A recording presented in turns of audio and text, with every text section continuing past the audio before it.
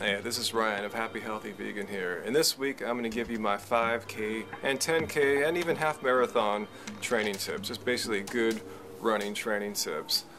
One thing I've learned in my short experience running is that, myself included, most of us runners are running way too fast for most of our runs. We actually need to slow down and build our endurance base even more. And let me tell you why I know this from my short running experience here. Last year, about a year ago exactly, I entered my first race, the local Seal Beach 5K. And I didn't do any practicing. I just thought, I'm a basketball player, I'm a tennis player, I'm a really fast one too. I run up and down the court quickly. So I just ran it, and I did well. 26 minutes, beat, I was in the top, 14% or something like that. I figured, wow, that's pretty good for a guy that doesn't do any running whatsoever. So I got a little more serious. I actually bought me some running shoes after that, and just went out and did what I thought I needed to do. I needed to run faster if I want to have faster times. So I did like 20-minute, 30-minute runs. I didn't know what I was doing, just trying to run fast all the time. So I entered some more 5Ks after that, and I got better. I got up to like 24-minute 5Ks, but I kind of plateaued. By the time I did the turkey trot on Thanksgiving, I was like at 24:50, 24:45, and I just couldn't get any faster in this weird 24-minute plateau. So I did what I should have done before. I start researching. I start going to Google and going to forums, and I started reading more about building an endurance base, something I had neglected to do all this time. What that really means is slowing down, running at what's in your aerobic zone. There's aerobic and anaerobic, and little did I know I had been going into anaerobic all the time. Aerobic means utilizing oxygen as your main fuel source, basically, or what powers you.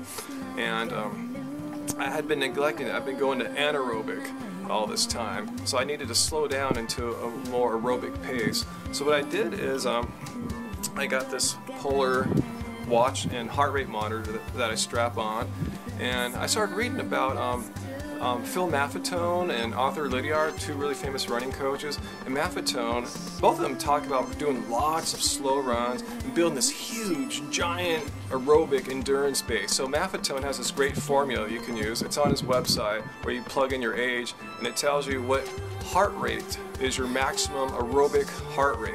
So I program that in my watch, and every time I go over it starts beeping at me. And here's the deal, when you first do this, if you don't have an aerobic base, which I didn't, you suck. You're going to run really slowly. It's going to be painful. You're going to have to check your ego at the door. If you read Rich Roll's book, Finding Ultra, he talks about the same thing too. He used to be like me, just go out, run like a freak as fast as you can, and just kind of plateau. You can't get any faster, and you can't build your endurance. He had to slow down too and use a heart rate monitor, and it's really humbling watching all these people go by you. So at first I'm doing maybe like at my aerobic maximum heart rate, I'm doing like maybe 12-minute miles, 11.5-minute miles, really slow. But once you start doing this, you'll notice at that same heart rate, you're going to be running faster. After a month, I was doing like 11-minute miles, 10.5-minute miles, and finally the past few weeks, 10-minute miles, 9.5-minute miles, all at the same heart rate, expending the same amount of energy but getting way more output, because there's been all these physiological changes happening within my body, more capillaries and mitochondria, improved blood flow and oxygen flow. That's what happens when you build your endurance base. And this is the #1 mistake most runners make, is that they go out and run too hard all the time. You should be doing maybe 80 to 90% of your runs in this aerobic zone. And if you don't have a heart rate monitor, here's how to know if you're in the zone more or less. Can you carry on a conversation? If you can, you're probably in the aerobic zone. Are you panting and huffing and puffing for breath? I hear that all the time when runners go by me. They're always panting. Not all, but most are. So I know for a fact most people are not doing aerobic training. So the takeaway points is that exactly. Get yourself a heart rate monitor.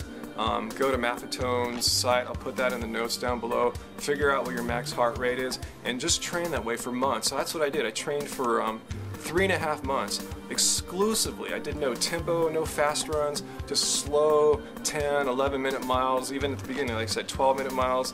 and I was anxious to see how it was all going to work out. So last weekend I did that Seal Beach race again a year later, and I got my personal best, 23 minutes, 23 seconds, by far the fastest 5K. I did a 7:20 mile, 7-minute 20-second mile for the first mile, 7:30 the next, and an 8 the last one. It showed me my endurance is not where it should be. I still got to keep going out and training.